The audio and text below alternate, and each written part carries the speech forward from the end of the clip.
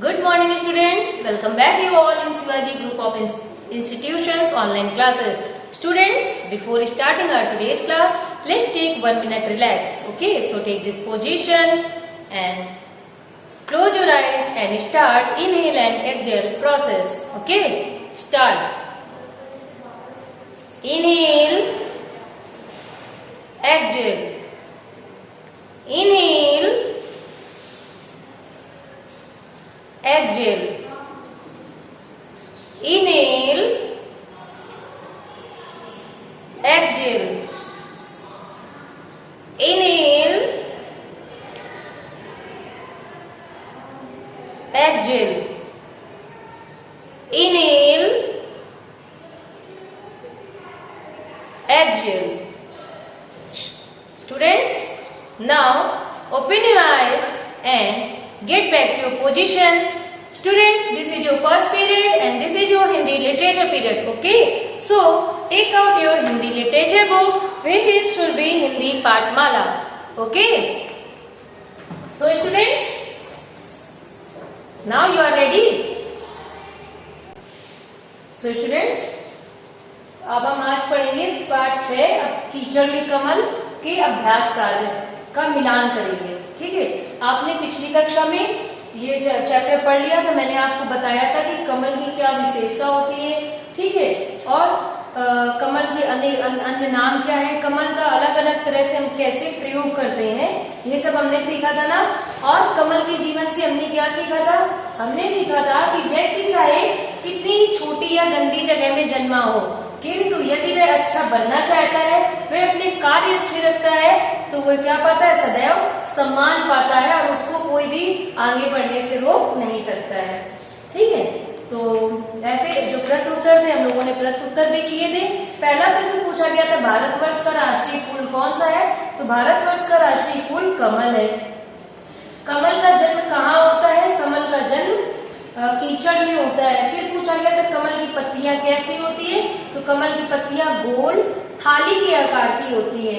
फिर था कमल का सबसे अधिक उपयोग किसमें किया जाता है, कमल का सबसे अधिक उपयोग पूजा व श्रृंगार में किया जाता है. ठीक है, फिर पूछा गया था कमल को, अगला हमारा जो लिखित अभिव्यक्ति थी उसमें पूछे गए थे कुछ प्रश्न. आइए देखते हैं क्या पूछा गया था. ये मैंने आपको पहले भी बताए थे, है ना. फिर से देख लेते हैं. कमल को किन नामों से जानते हैं, कमल को जलज, पंकज, ठीक है, नीरज, जलज, पंकज, सरोज, नीरज आदि नाम से संस्कृत में बुलाते हैं. वहीं फारसी भाषा में इसे नीलोफर और चीनी भाषा में वाटर लिली, अंग्रेजी भाषा में सेक्रेड लोटस या इंडियन लोटस कहते हैं. फिर अगला प्रश्न पूछा गया था कमल का फूल कहाँ कहाँ पाया जाता है, तो कमल का फूल भारत के उष्ण भागों अर्थात गर्म भागों से लेकर ईरान और ऑस्ट्रेलिया तक में पाया जाता है. फिर उनसे गा में पूछा गया था कि कमल ने अपने रंग रूप और पत्तियों के बारे में क्या बताया है, तो कमल ने बताया है कि मैं अलग अलग रंगों में मिलता हूँ. नीले, पीले, कमल लाल, नीले, सफेद, गुलाबी और पीले रंगों में मिलता है और इसकी पत्तियां बड़ी बड़ी गोल थाली के आकार की होती हैं.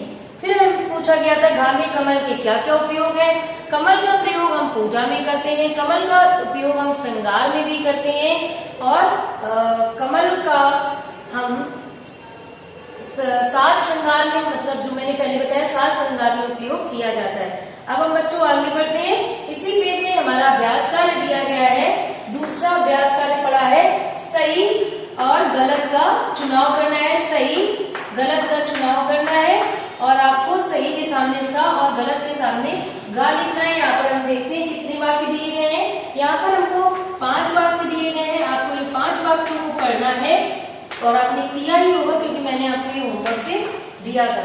आइए देखते हैं, आप मिलान करें कि आपने सही किया है अथवा गलत. का में पूछा गया है फारसी भाषा में कमल को नीलोफर कहते हैं, तो ये वाक्य आपका कैसा है, सही है. तो आप इसमें क्या लिख देंगे, स. फिर खा में पूछा गया है कमल की पत्तियां चौकोर आकार की होती है, नहीं ना, अभी बताया कमल की पत्तियां कैसे होती, गोल थाली के आकार की, तो ये गलत है, तो आप गा लिख देंगे. फिर कमल की पत्तियों को पुरईन भी कहते हैं, कमल की पत्तियों को पुरईन भी कहते हैं. ये मैंने आपको बताया था ना जब आपने पाठ पढ़ा था, तो आपने क्या लगाया होगा, सही. ठीक है, तो ये वाक्य आपका सही है. फिर घा में पूछा गया है कमल नाल और कमल गट्टे से सब्जी बनती है। ये वाक्य कैसा है आपका? ये वाक्य भी आपका सही है, तो आप इसमें क्या लिख देंगे? सा। फिर अंगा में पूछा गया है देवी लक्ष्मी और सरस्वती ने कमल को आसन बनाया है। ये वाक्य आपका कैसा है? ये वाक्य भी आपका सही है, तो आप इसमें क्या लिख देंगे? शा। अब हमारा तीसरा अभ्यास कार्य है सही विकल्प पर सही का निशान लगाइए। तो बच्चों इसमें आपको सही विकल्प पर सही का निशान लगाना था। पहले पूछा गया संस्कृत में कमल को कहते हैं आ सरोज, बा पंकज, जा सा जलद और दा में पूछा गया था ये सभी। तो संस्कृत में क्या कहते हैं? पंकज, सरोज, जलद, ये सभी कहते हैं ना, तो इसका आंसर आपका द सही होगा जिसमें लिखा है ये सभी। ठीक है। फिर पूछा गया था कमल कहाँ नहीं पाया जाता है? आ भारत, बा ईरान, सा वेटिकन सिटी या द ऑस्ट्रेलिया। तो बच्चों मैंने आपको पहले बताया था कि कमल कहाँ कहाँ पाया जाता है? भारत, ईरान और ऑस्ट्रेलिया में पाया जाता है। ये कहाँ नहीं पाया जाता है? The Vatican city. कहाँ नहीं पाया जाता है? Vatican city. फिर अगला पूछा गया है हमसे कि कमल का रंग होता है, ऑप्शन दिए गए लाल, बा नीला, सा सफेद, दा सभी। तो कमल के ये सभी रंग होते हैं ना, तो इसमें क्या फिल करेंगे? सभी। ठीक है।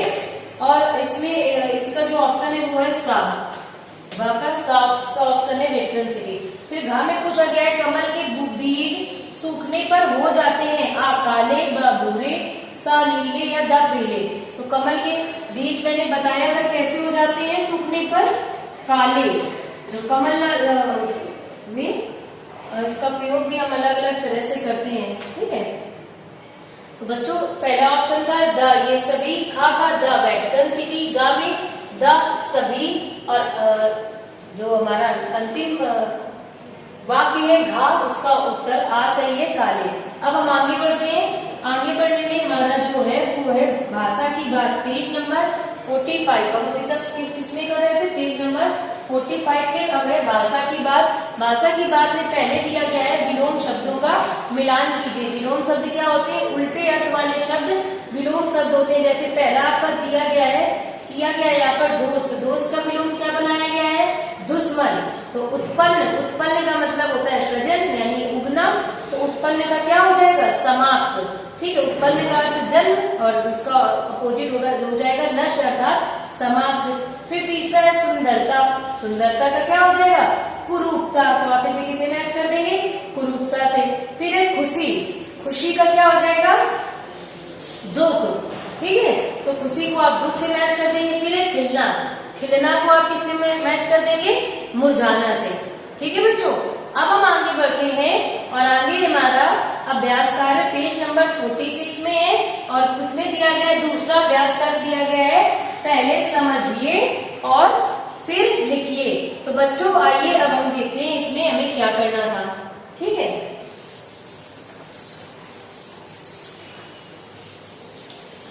पहले समझिए बच्चों, देखिए यहाँ पर आपको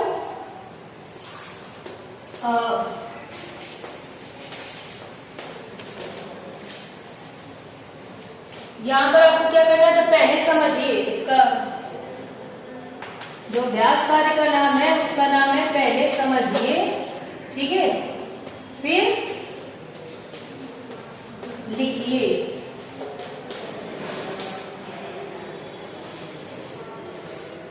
तो पहले हमसे क्या पूछा गया है वो हम देखते हैं। जैसे यहाँ पर आपको एक शब्द दिया गया कमल। ठीक है। कमल को यहाँ पर क्या कर दिया गया है? इसके वर्ण को इन्होंने अलग अलग करके लिखा है कमल। ठीक है। अलग अलग करके इसको जोड़कर। तो आपको भी जो नीचे शब्द दिए गए जैसे फारसी, ठीक है, और भारत, आपको क्या करना है? आपको इन शब्दों को भी ऐसे ही अलग अलग करके इसके शब्द के वर्णों को अलग अलग करके जोड़कर लिख देना है। कैसे जोड़ेंगे होंगे? फा, रा और सी। इसमें आपको इन वर्णों को केवल अलग अलग कर देना है। ठीक है। जैसे भारत, तो भारत में आप इसको अलग करोगे तो भा, रा और त। ठीक है, इसी तरह से आपके आगे पंखुड़ियां दी गई है, तो पंख, फिर प्लस हु, फिर री, ठीक है, इस तरह से इसे अलग करना था। इसके बाद हमारा तीसरा अभ्यास कार्य है, एक से अनेक बनाइए। अनेक का अर्थ होता है बहुवचन, अर्थात यहाँ पर आपको तीसरे अभ्यास कार्य में एक वचन से बहुवचन बनाना है। अनेक बनाइए, अनेक बनाइए, अनेक बनाइए से तात्पर्य है कि बहुवचन बनाइए। ठीक है, आइए देखते हैं क्या क्या वाक्य शब्द दिए गए हैं। जैसे पहला भाषा से क्या बना है, भाषा एक है, और तो भाषा जब बहुत सी हो जाएगी तो अनेक अर्थात बहुवचन में हो जाता है भाषाएं। ठीक है, अगला क्या है, झील, तो झील का क्या बन जाएगा, झील का बहुवचन क्या हो जाएगा, झीलें। ठीक है, इसी प्रकार से बच्चों आगे देखेंगे, गड्ढा का गड्ढे, खुशी का खुशियां, जैसे यहाँ पर दिया गया है खुशी, और बच्चों जब भी बड़ी की मात्रा होती है बहुवचन बनता है तो उसको हम छोटी की मात्रा बना देते हैं और चंद्र बिंदु लगाकर उसका बहुवचन बनता है खुशी से खुशियां, थाली से थालियां, पत्ती का पत्तियां। सो स्टूडेंट्स, आपका ये चैप्टर यहाँ पर डन हो गया है। आपको मैंने सारे अभ्यास का मिलान भी करा दिए हैं। मुझे आशा है कि आपने पहले से सही किया होगा, लेकिन अगर आपने गलत किया है तो आप पीडीएफ से इसे मैच कर लेंगे और अपने उत्तर लिखेंगे। इसके साथ ही आपको ये पाठ याद करना है, इसके शब्दार्थ याद करने हैं, और आपको ये जो आगे आपको पढ़ने के लिए हंसो हंसो में चुटकुले दिए गए हैं, आपको ये पढ़ने हैं पेज नंबर 47 में। So students, that's enough for today. We will meet again in our next class. Till then, complete your homework and learn your homework. Okay, thank you.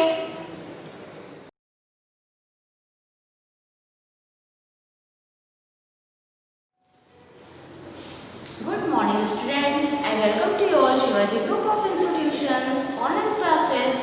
Student, this is social study period and chapter English 9 and chapter name Delhi Heart of India. Okay. So student, take out your books and open your page number 42. Okay. So let's start. 42 page number open करिए. So let's start reading. Now some topics in this chapter. Our first topic is this: the history of Delhi. Okay, the history of Delhi. The history of Delhi. Okay. Now second topic, climate.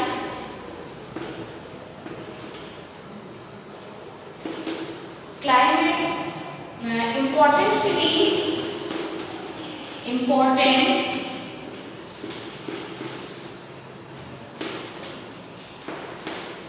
cities. Okay, important cities कौन कौन सी होती हैं? जैसे वहाँ पर क्या कहते हैं, लाजपत नगर है ना, शाहजहानाबाद है, ठीक है, ये सब है सिटीज। ओके, और इम्पोर्टेंट साइट्स हैं वहाँ पे, फॉर एग्जांपल कुतुब मीनार है, इंडिया गेट है, रेड फोर्ट है, जामा मस्जिद है, राजघाट है, अक्षरधाम टेम्पल है, लोटस टेम्पल है, ये सब क्या है आपका important sites. Okay,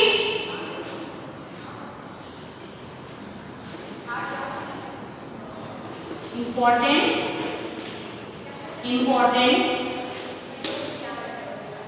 sites.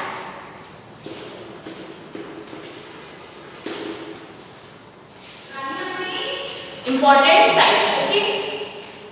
For example, culture of Delhi. Culture of Delhi. Okay. So let's start reading. Now first topic is this: Delhi is one of the 4 metropolitan cities in India. It is also India's national capital. ये India की capital है, कौन है? Delhi.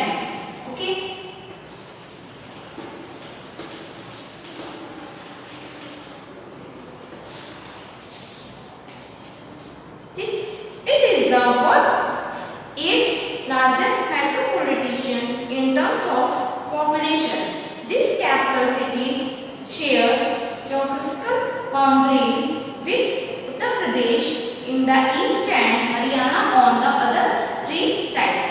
Delhi is situated along the banks of river Yamuna. कौन सी river होती है यहाँ पे? Yamuna. Yamuna. Okay. Now the history of Delhi. History की क्या है दिल्ली की? It is believed that the city of Delhi was first built by on the Pandu king. यहाँ पे कौन आए थे? पांडु किंग आए थे. It was then called, जिसको हम इंद्रप्रस्थ के नाम से जानते हैं, जो बहुत साल पहले की बात है.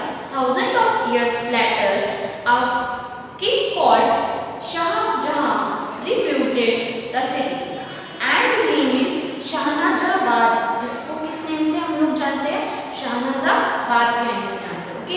New Delhi was built as the capital of India by the English name दिया गया है. बाद में उसको इंग्लिश नेम न्यू दिल्ली दिया गया है. ये किसने दिया? It was planned by Sir Edwin Lutyens. Okay. The city of Delhi is divided into two parts. जो दिल्ली है हमारा, वो 2 पार्ट्स में डिवाइड है.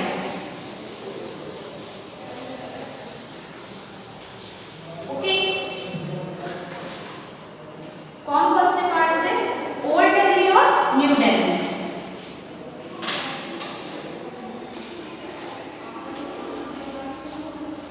ओल्ड दिल्ली और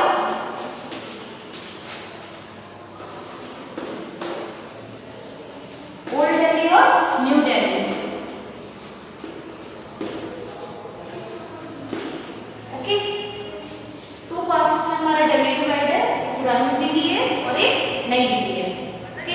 both the parts together consist a national capital territory of India, जिसको हम NCT के नाम से जानते हैं. What is the full form of NCT? National, note down, national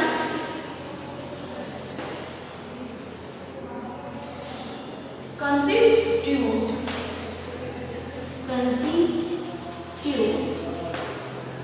and then territory. Okay. Of India. The president and the prime minister live in New Delhi. जो president होते हैं, हमारे prime minister होते हैं, वो कहाँ रहते हैं? न्यू दिल्ली में. Okay. There are 2 offices of the central secretaries where the minister have their offices. The prime minister office is in the south block and other minister department of the government of work from building around the south block. Okay. अब वहाँ का climate क्या होता है? कैसा कार्यक्रम होता है? Now next topic in this chapter, climate.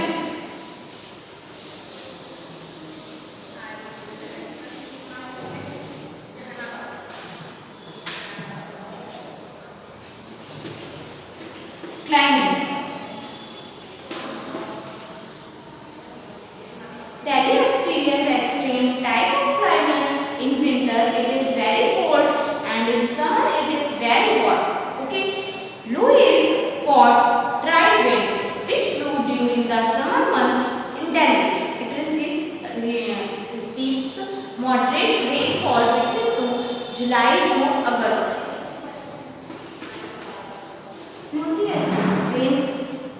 July to August.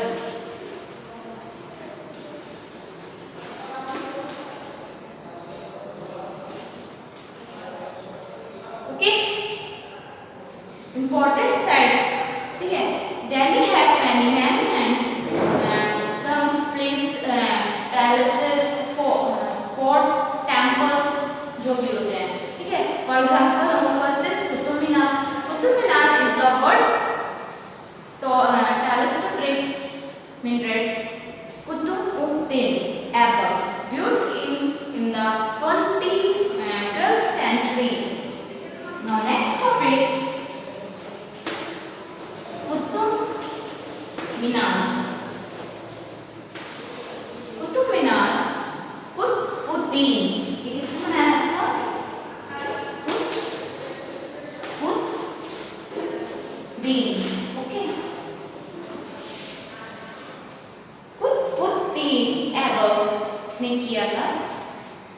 12th century. It is 73 meters high. Next to the Qutub Minar is the famous iron pillar. This name is famous iron pillar. Okay. Now next topic in this chapter, India Gate. So move on.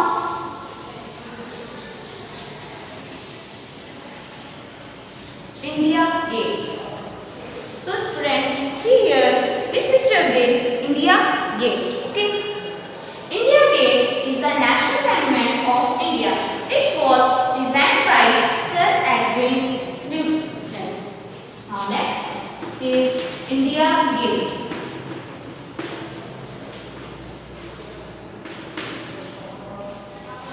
India Gate is the national monument of India. Okay.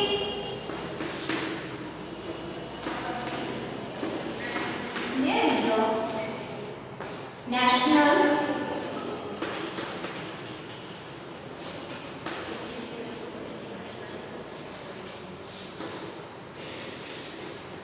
of India. Okay.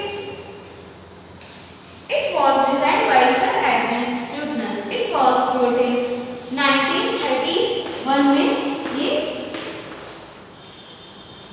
बनाया गया था India Gate. Okay. There is a frame in the middle of the India Gate that is known as the Amar Jawan Jyoti. Okay.